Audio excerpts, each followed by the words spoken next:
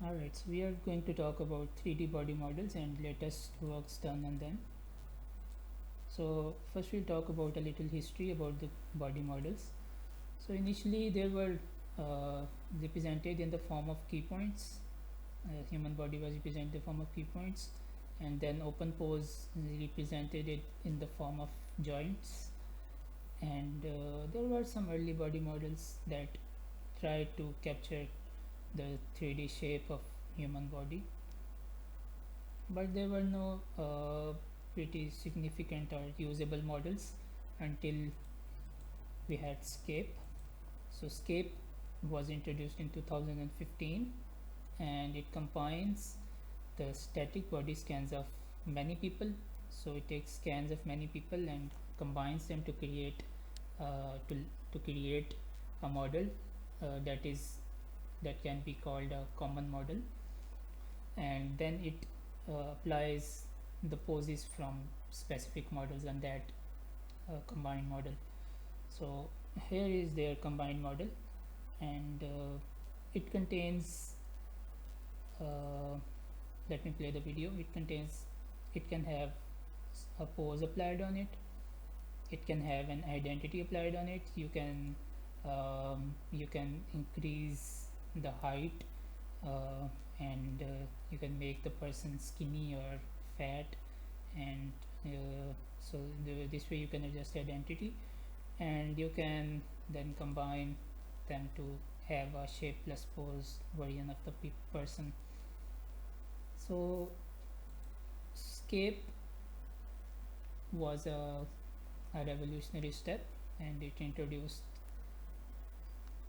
the first parametric model, which is based on parametric models are those which are based on shape and pose parameters, and research could be done on it. Next is simple. Simple is a skinned multi-layer multi-person linear model. So how they uh, how they formulated their model is that they first removed pose information from all the images, so they were all standardized in a standard pose. Then they vectorized this mesh surfaces.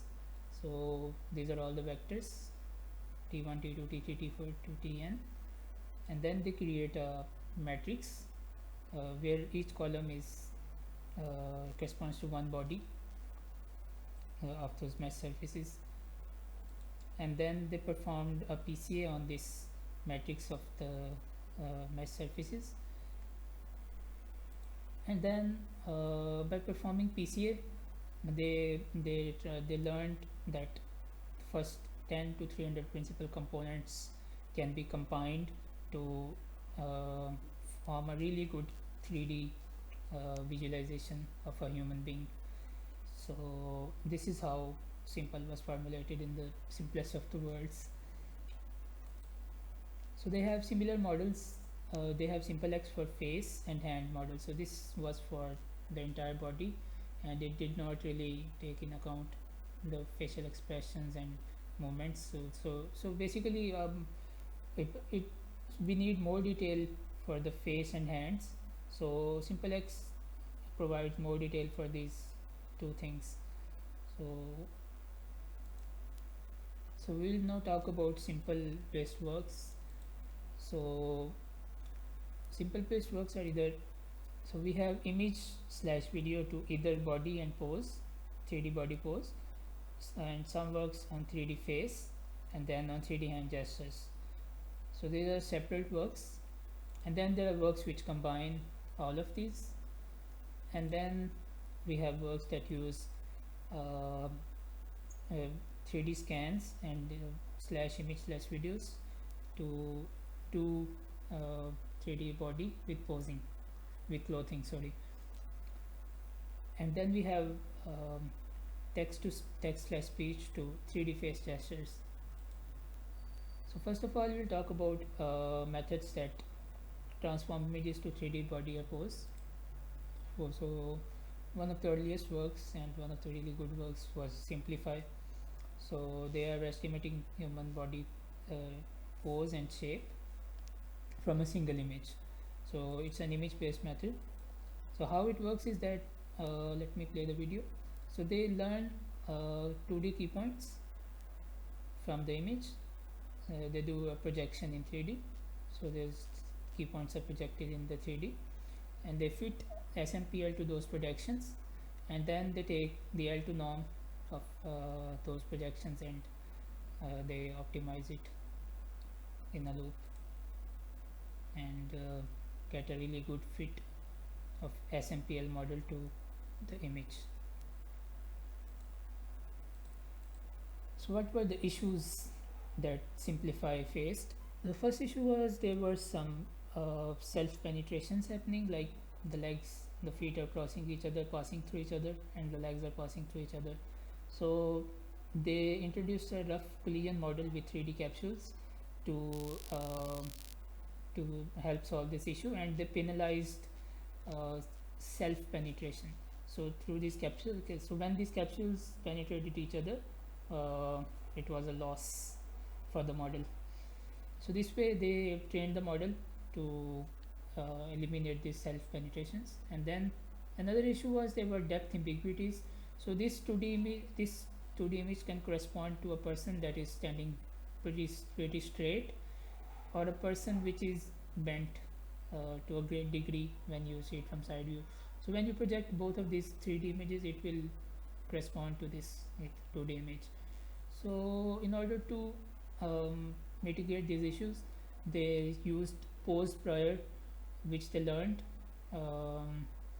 from a MAS dataset. A MAS is a motion capture dataset, and the shape prior they learned from PCA's SMPL's PCA space. So they know that this shape actually corresponds to a human being. So what are the results? So they have shown results from 2D images to 3D models from different angles, and the results are pretty good.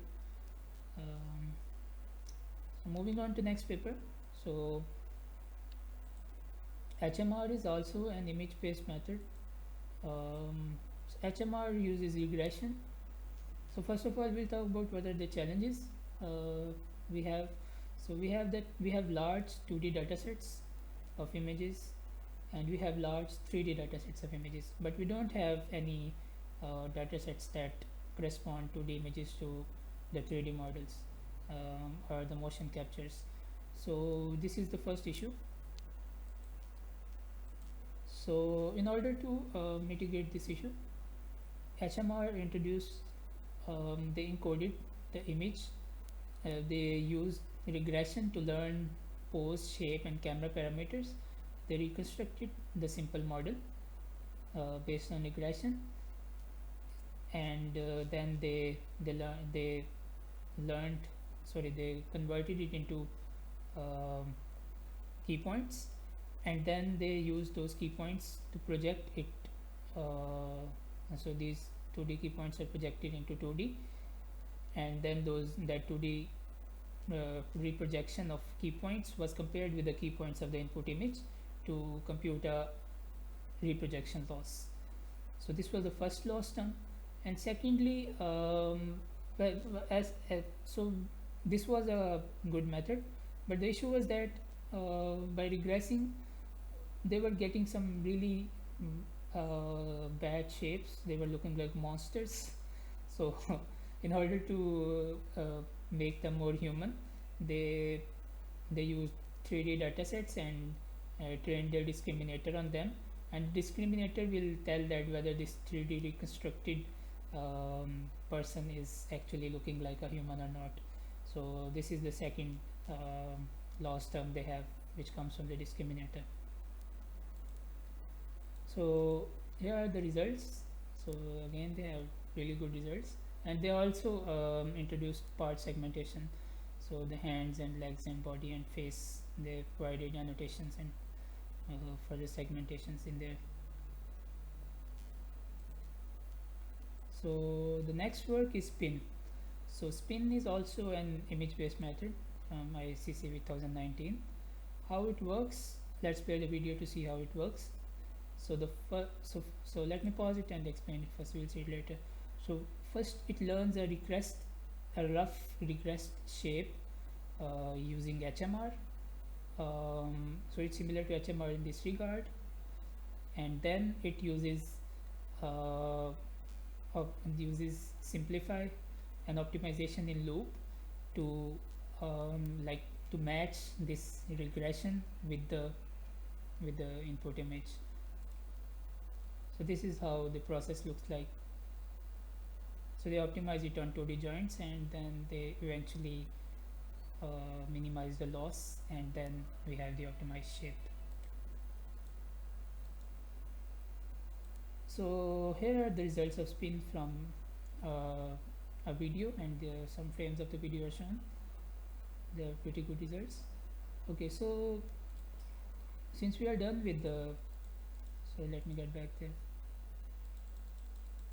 So since we are done with the 3D body slash pose methods, so there are two main limitations of these methods. Firstly, they do not capture the facial expressions, and as you can see, these two people are different, but they have the same, they're using the same model for every person. So these are not personalized, in faces are not personalized. And secondly, as you can see in this image, hands do not really match the hand motions of the person very well. So hand is flat, but it's expanded actually, and the fit is not really good for the hands. So in order to improve on this, there are models that learn hand and face representations separately. So we will move towards face based methods. So image to face 3D face. So DECA is a SIGGRAPH 2021 paper. It's the state of the art in this. And how it works is that it takes an input image. So first we'll talk about this upper portion. It uses an encoder, and it learns 3D encoder to get pose and shape parameters for the SMPL, and it uses flame is a previous work. It uses flame model to learn a coarse shape of face based on it, and then it uses the lighting information and the albedo code, the colors to apply the texture on this core shape, and then it uses an encoder for the displacements. And because so as you can see that the expressions are not quite clear, they are coarse on this image. So in order to make the expressions clear, they use the UV displacement map, and the displacement maps are transferred and are then merged with to get transferred, used to get the detailed shape of the face. And you can see this is very much detailed in terms of expressions. The smile is very refined, and eyes are refined here to express that. And then they combine those both of them, and they get a really good 3D face from a single image. So what are the challenges? So actually this is not a challenge, it's a feature of the paper. So what they do is that I'll play the image first. Let me explain this. Play the video, sorry.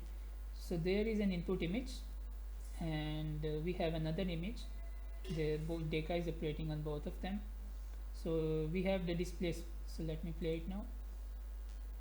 So DECA will take displacements from the second image and apply it to first image, and it will get the detail of that image. So I'll show how the results look after this step. After we apply this step, the detail is disentanglement in the next slide. So let's go there. So yeah, here are three people. Here is their detailed discovery, and then we take the detail that corresponds to the expressions, and we take it from another person, and then we apply on them. And as you can see that it transfers really well on these input images. Expression transfer works really well. So another contribution of this paper is that all these 3D faces they generate, they are directly animatable, and they can be modified and used in industrial applications. Alright, so now we move on towards the hand gestures, from images to 3D hand gestures. And Ogman is a paper, and it learns joint reconstruction of hands and manipulated objects. So it will so the main issue is that usually hands are occluded behind the object they are holding. So in this case, as you can see, we cannot see portions of hands as they are covered. So how the paper works is that it uses an hand encoder and an object encoder to and merge their output to jointly produce the 3D object, the 3D shape of the hand and the object together, and then it penalizes the interpenetration of the hand and the object, and at the same time it will encourage the contact between both of them to show that actually the hand is grabbing the object. So this way this model is learning the pose of the hand which is holding objects, and at the same time uh, while it is also learning the object. So here are the results. It works pretty well with different types of objects and at different poses. Okay, so moving on, so now we will discuss with methods that combine body pose, shape, and face hand and face gestures. So so Expose is a very nice paper in that regard. So what Expose does is that it takes a high resolution image. It first converts it into a low resolution image and uses a body network to which can be HMR, spin, or something like that. It uses it to learn a rough estimate of the image of the person in 3D. It's SMPL model. As you can see that the hand is not quite fitting and the face is not the face of this person. So it will then use the image pixels corresponding to the hand. So it will zoom in here, take this part for the hand, take this part for the face, and pass it to the face networks to so the face network and hand networks are pre-trained, and the face network will learn take the face only and learn the 3D face, and the hand model will learn 3D hand, and then it will combine all of them, all of three together, and it will get a very nice reconstruction which looks like this person, and as you can see, hand gestures are also transferred. So it uses spatial transformers to merge all of them together. So here are some results of Expose. So you can see it learns the entire body shape and pose, and also with the face details, and the hand is also quite well learned.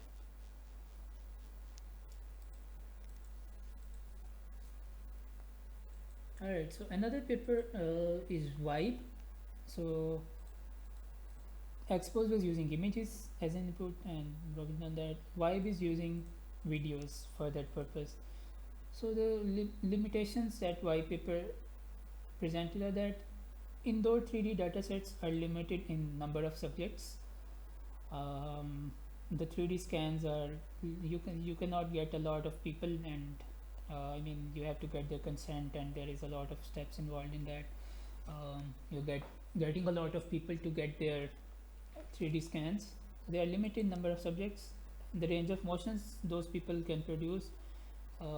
Usually they are not athletes. I mean there are datasets that contain motions from athletes, but the range of motions are still limited. Image complexity is also limited because these are not in the wild 3D scans. They are in a controlled lab environment with a controlled lighting and everything. So image complexity is also limited, and for the video data, for the video data we don't usually have ground truth 2D pose labels. So we can get those ground truth pose labels from OpenPose and use them as pseudo ground truth labels, but they are not very reliable for this task. So how Vibe works is that it takes CNN, it learns the body and pose parameters from the input image for the SMPL, and then it uses GRU layers to capture the time information, and we get the 3D models corresponding to each frame of the input image. And for the discriminator, they are using a mass motion dataset.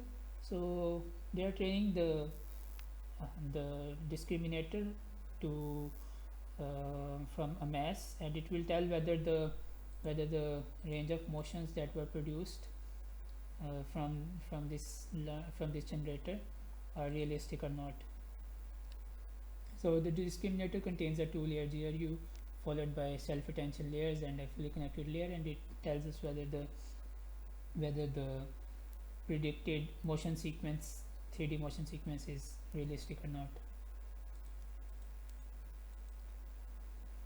And their loss function is the 2D key point projection loss, 3D joint loss, and the loss is corresponding to the SMPL pose and shape. And then we have the motion discriminator loss. So these 3D losses are only taken in account when we have annotated data about them, when we have the supervised data about them. Otherwise they are not included. Okay, so what are the limitations of Vibe? So first limitation is occlusion. So as you can see, let me reset this video. Alright, so as you can see, this person is occluded, only half of his body is shown, so the model is not really fitting well to the person. And as you can see, this person is moving and it's occluded much less, but still it's not generated well. And then when both of them will interact, there is a lot of occlusion and it's working pretty bad.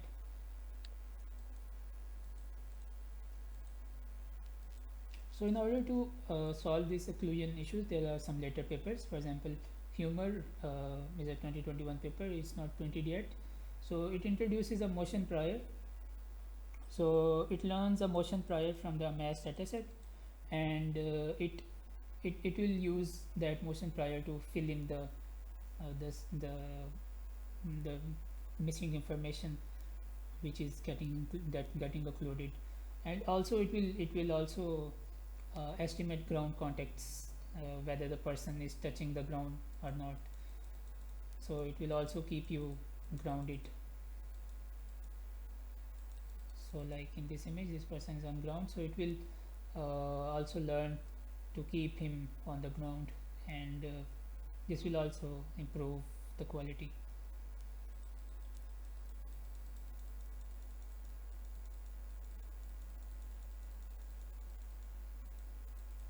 Alright, okay, so I jumped a lot.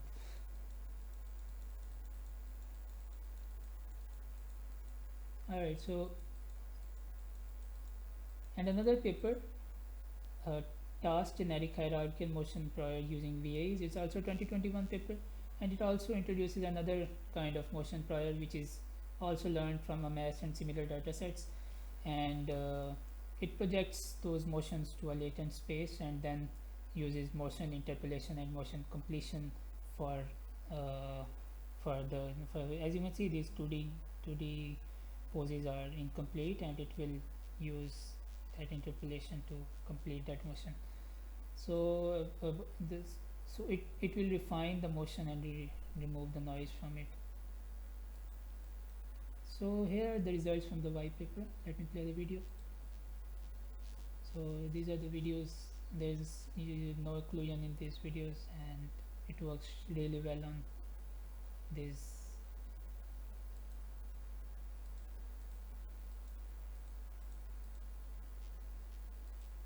Alright, so as a summary of image or video based models, we will see simplify uses an optimization over the joint projection loss. HMR used regression, and it used a discriminator as a human shape and pose prior. Spin combined both of them in a loop to it uses simplify to supervise the regression, and DECA was for the faces, and it learned expression dependent details which were animatable. Hobman was for predicting hand and object together, and then Expose combined them together, combined body, pose, shape, and face and hands together to get some really expressive bodies, and Vibe from images, and Vibe did it from the videos, and it used a motion generator and a motion discriminator which told whether the motion is realistic or not. And then there were humanoid later works which were there to solve the occlusion issues that were faced in Vibe and 3D reconstruction from videos or images. Alright, so moving on, we'll talk about clothing now. So how we can learn body and pose with clothing. So Scanimate is a CVPR 2021 paper. So as you can see, so let's get it to the point. So yeah, this person is with a pose here. His arms are flat downwards, and then after training, he is converted into a canonicalized version of himself, where his arms are in a standard 180 degrees, and his legs are at a certain angle. So they learned. So they extended linear blend skinning to 3D space in order to do this transformation from any pose to a canonical pose. So linear blend skinning. Okay, we cannot talk about that right now. So cycle consistency is the other thing they introduced. So they used raw scans. They converted those raw scans into canonicalized scans. They are standardized in a pose, and then those canonicalized scans were used to learn the simple based model. So this is the learned simple model from the canonicalized scan, and then they reposed it that simple based model in the original pose of the raw scan, and then they compared both of them, and it provided them a supervision signal when they compared them.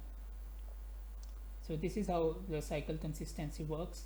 So the reposed SMPL model should look like the raw scan. So this way they can learn how to canonicalize human body and shape with clothing using linear blend skinning and inverse linear blend skinning transforms. So it provides a weak supervision signal for this. It's a self-supervised method. There are no labels or anything here. Also, one thing they did different from the previous papers is that previous 3D scan based models were using raw scans, and they were registering it to a template. So they had a template. The canonicalized version was a template. They were fitting the 3D the raw scan to the template manually, and then they were learning from it. So that process is called registration, and registration was really difficult for clothing, for the people with clothing, and this paper is doing all of it without any supervision. I mean, the canonicalized scan is then reposed, and then it provides a supervision signal. There is no registration happening in this paper. So this is the most major contribution in my eyes of this paper. They are totally skipping the registration step. Another thing, good thing about them is that their clothing is very localized to the joints, and it is applied on. So the previous works were using a global pose condition. So if the clothing had wrinkles on this side, it would take the entire pose condition of the entire body in consideration for that, but it uses the local joints. This dot shows the 3D Curie point, and if the dot is here, it will only consider the joints it is related to, and the motion of those wrinkles or will be applied to this area only. It makes sense because I mean this is how the human body works. So this is local pose aware shape modeling. So here are some results. So they are able to pose, so they are able to transfer the pose and body of people with clothing, and they have animated them, and those they have animated them to show us that the 3D models that they are generating are animatable, and when they animate them, the clothing wrinkles are pretty realistic in their 3D models. So in the previous models, the clothing wrinkles were not really elaborate. I'm sorry, I don't have any images for that. So one of the main contributions is that the clothing wrinkles and bending and bulging and everything, it's very natural and very much better than the previous works. All right, so Scanimate, I've only chosen this paper for this because this is the best paper in my eyes for the 3D scans with clothing. And as a future direction, I would like to mention that in the future works, one thing I forgot to mention is that the clothing is learned as a displacement vectors from the body. So we can have a detailed session on Scanimate if you want. I can explain it there. But just to give a short overview of this, is that the clothing is actually not separate from the body in this model. It is a set of displacements from the body itself. So there are some models that take that consider clothing as separate from the body, and Scanimate performs better than most of them. But there are some new methods which use neural rendering for generating clothing, and that method generalizes really well to different types of clothing. And I mean, this is a limitation of Scanimate, that it only works on the clothing that is really closely fit to the body, like this clothing. For example, so for example, this person was wearing a hoodie, or he had a long shirt or something, wearing a coat that was very long, so it would not work really well. At least the wrinkles and everything will not work really well, because all the wrinkles are stochastic in nature. So yeah, the future works are working on neural rendering for the generation of clothing on the body separately. They are still unpublished. I mean, it's a CVPR 2021 paper itself. Okay, so we will go on towards text or speech to 3D face speaking animation. So VOCA is a CVPR 2019 paper, which is our baseline here. So what they do is that they take a speech signal and a 3D mesh template as an input, and they use the speech signal, they apply deep speech on it to learn one-hot encodings, and then they apply deep strided time convolutions and some non-linearities. They use a decoder network, and they learn the pose and shape parameters of the face based on that, and then they add the template on top of that. So I'll show you the results of how it works. So I'll also I'll also let you listen their explanation.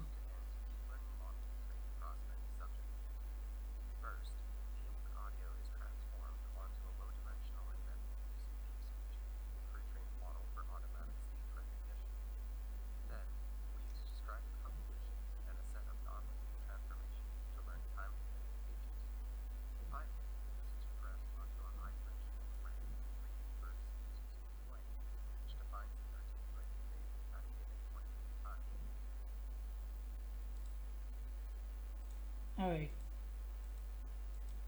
So so I was looking up about other latest researches on this 3D face peeling animation. So I found that there are two more promising works on this which are still unpublished, and one is learning speech driven 3D conversational gestures from video. So they are using videos. So I'm sorry I didn't add too many. Actually I added that image, so I'll go there later. So they are using speech features which they are learning from deep speech, and they are using an encoder. They are using a separate decoder for face for learning the body. So they are not learning the entire detailed body like SMPL. They are having a sort of only uh, bones only, and then they are having hand encoder for the hand gestures. So they are learning all three of them kind of together, and then they have a discriminator which tells whether it is a real or fake. So sorry, let me show the results of this.